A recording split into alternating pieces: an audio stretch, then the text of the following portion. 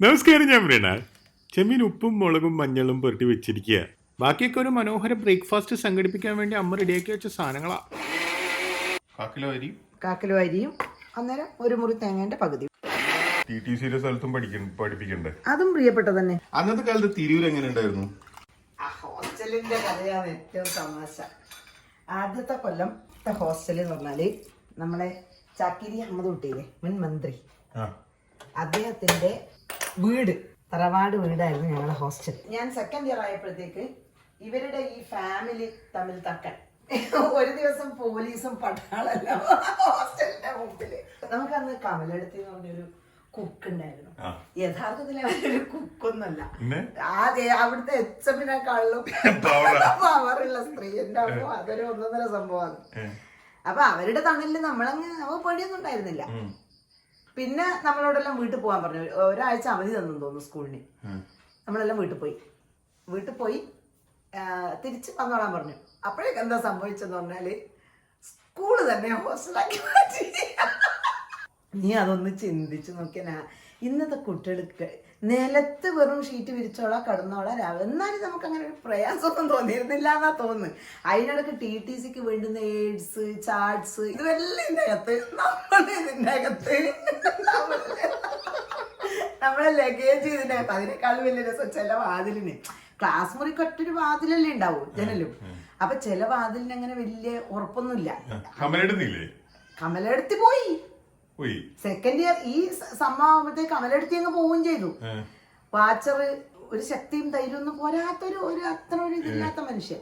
അപ്പൊ എനിക്ക് ആകെ ഒരു ഇന്നും ഓർമ്മിക്കുന്ന ഒരു ടെൻഷൻ അത് മാത്രം. കാരണം ഈ ചങ്ങായിനൊന്നും ഉന്തിയാല് വീണു. നമ്മളെല്ലാം പെൺകുട്ടികള്, മനസ്സിലായില്ലേ? ആ ഒരു പക്ഷെ ഒരു പ്രശ്നം ഒരു കാര്യത്തിലുണ്ട്. മലപ്പുറത്തിന് അല്ലെങ്കിൽ അങ്ങനത്തെ ഒരു സംഭവം ഞാൻ ശ്രദ്ധിക്കലുണ്ട്. ഒരു പ്രശ്നം ഉണ്ടാകുന്ന സമയത്ത് എല്ലാവരും ഒരുമിച്ച് നിൽക്കും. അല്ല, ഇന്നിപ്പോ അങ്ങനെ ഒരു സംഭവം ഉണ്ടായി കഴിഞ്ഞാൽ ഒരു 4-5 ദിവസത്തേക്ക് ന്യൂസ് ചാനലിൽ വേറെ ഒരു വാർത്ത ഉണ്ടായില്ല. പെൺകുട്ടികളും ആ പ്രായത്തിലുള്ള പെൺകുട്ടികളും. പക്ഷെ നമ്മള് നല്ല ഇതിലുള്ള സ്കൂളായിരുന്നു അന്നേരത്. പിന്നെ അക്കാഡമിക് നിലവാരത്തിലും കാര്യങ്ങളും. പക്ഷെ എന്ത് പറഞ്ഞാലും തിരുവനന്തപുരം കേൾക്കുമ്പോ ഇപ്പോഴും ഒരു ഒരു ഷെഫുമാരിൽ വയ്ക്കുന്ന പോലെ വൻ സെറ്റപ്പിലാണല്ലോ ഉണ്ടാക്കിയ. പണ്ടിങ്ങനെ ഉണ്ടായിരുന്നില്ലല്ലോ. ഇത് നമ്മളെ പിലിക്കോട് കാർഷിക ഗവേഷണ കേന്ദ്രത്തിന്റെ പിന്നെ ഞാൻ ജീവിതത്തിലൊന്നും മലമ്പുഴയിൽ പോയിട്ട് എന്നെ കൊണ്ട് അവിടുത്തെ ചെടി മോഷ്ടിപ്പിച്ചിട്ടില്ലേ? അമ്മ അന്നേരം എന്റെ ടീച്ചറായിരുന്നില്ലേ? ഒരു നാണും ഇല്ലാണ്ട് ഞാൻ എന്റെ മക്കളോടും പറയും, ചെടി എവിടെ കണ്ടാൽ നിങ്ങൾ മോഷ്ടിച്ചു പറയും. അമ്മേരെ മുമ്പില്, വീട്ടിന്റെ മുമ്പില് വളർത്തുന്ന ചെടി ഒരാള് മോഷ്ടിച്ചാൽ അമ്മ സമ്മതിക്കും? സമ്മതിക്കുവാന്ന് ചിലപ്പോ ഇഷ്ടപ്പെടൂല, മിണ്ടൂല.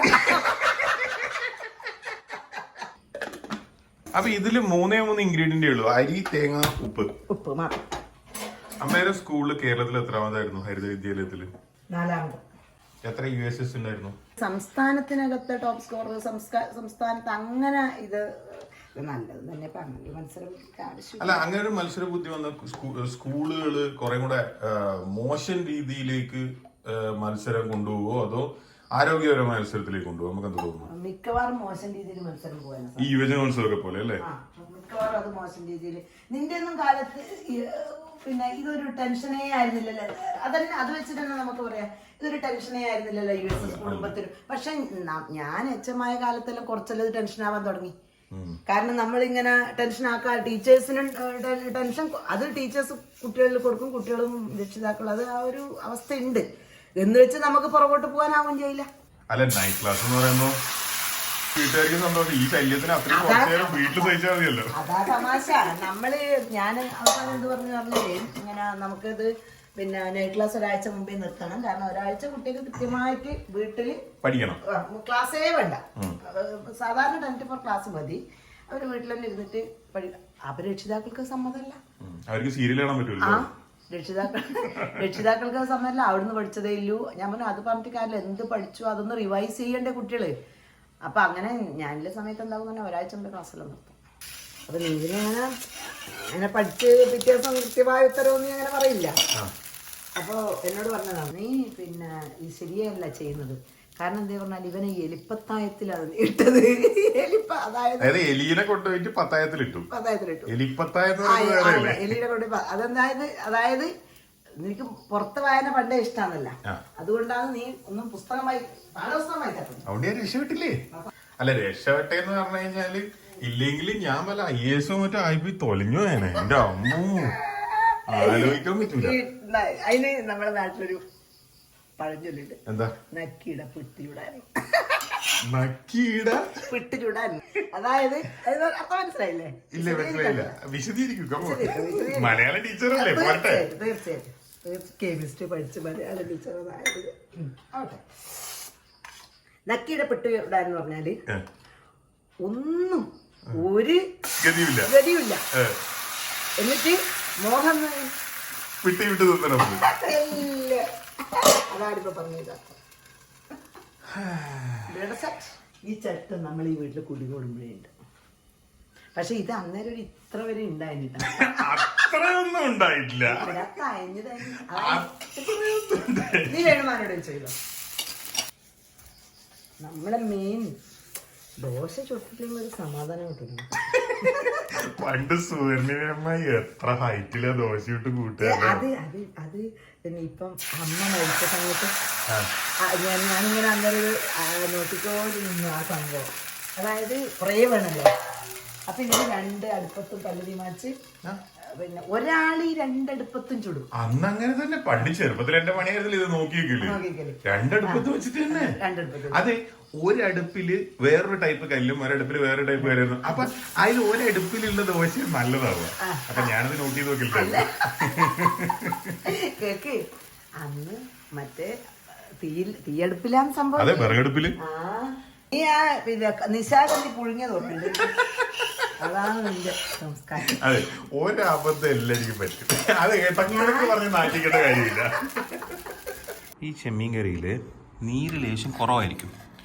അപ്പോൾ അതിനനുസരിച്ച് ചെമ്മീൻ എടുത്ത് നമ്മൾ അഡ്ജസ്റ്റ് ചെയ്താൽ മതി. വേറെ ടെൻഷനൊന്നുമില്ല. ഈ ദോശ സാധാരണ ദോശ പോലെയല്ല. ഇതിൻ്റെ രീതി കാര്യങ്ങളെല്ലാം വേറെ. കർണാടകയിലെ നീർദോശയും ഇതുപോലെയല്ല.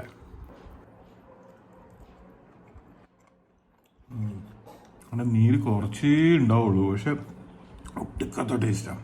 കഴിക്കുമ്പോൾ നമ്മളിങ്ങനെ കൂട്ടിയെടുക്കണം. ഒരു പൊട്ടിക്ക് പുളി ഉണ്ടാവും ഈ സാധനത്തിന്, ഒരു പൊട്ടിക്ക് എരിവ്, അതുപോലെ തന്നെ വെളുത്തുള്ളിയുടെ ഒരു ചെറിയൊരു കുത്ത്. അതിൻ്റെ മുകളിൽ തേങ്ങയുടെ ഫ്രഷ്നസും.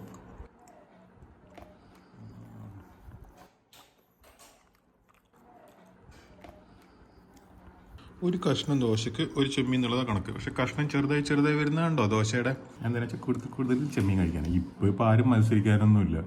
ഞാനും കുറേ ചെമ്മീനും. പണ്ടിപ്പോൾ കസിൻസ് ഉണ്ടാകുമ്പോഴൊക്കെ അങ്ങനെയാണ് അഡ്ജസ്റ്റ് ചെയ്തിരുന്നത്. നമ്മൾ കഴിച്ച് ഇങ്ങനെ ഒരു സ്റ്റേജ് എത്തിക്കണ്ട. ചെമ്മീനൊക്കെ ഒരു സൈഡിൽ നിന്ന് തീർന്നിട്ടുണ്ടാകും, പക്ഷേ ചെമ്മീൻ്റെ സംഭവം ദോശയുടെ മുകളിൽ ഇങ്ങനെ കിടക്കും. ഇതിൻ്റെ അടിയിലേക്കൊക്കെ ഇങ്ങനെ വന്നിട്ടുണ്ടാവും കേട്ടാ.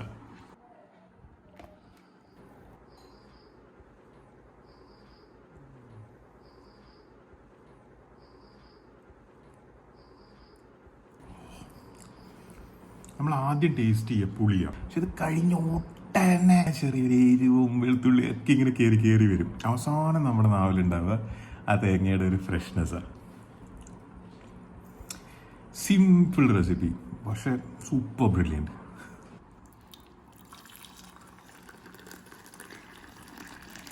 ചായ മറിച്ചതിനെ പറ്റി അമ്മയുടെ അഭിപ്രായം എന്താ? എനിക്ക് പറഞ്ഞിട്ടിപ്പോ എന്ത് കാര്യം വെച്ചിട്ടല്ലേ, അത് പറയണം നന്നായി തന്നെ തോന്നി. പക്ഷെ എന്ത് ചെയ്യും, നേരം വളർന്നുപോയില്ലേ. പണ്ടങ്ങനെ ചീത്ത പറഞ്ഞിട്ടുണ്ട്. അമ്മ എന്നെ ഒരുപാട് തവണ ചെയ്ത് പറഞ്ഞിട്ടുണ്ട്.